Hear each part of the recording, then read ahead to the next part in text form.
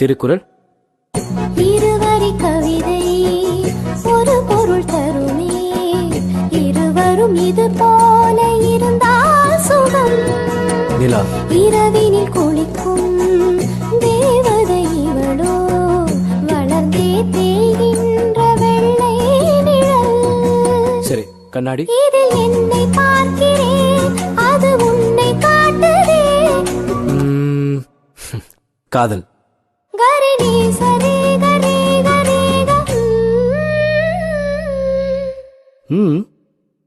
நம் நான்கு கண்ணில் தோன்றுகின்ற ஒற்றை கணவனா. Wow, beautiful.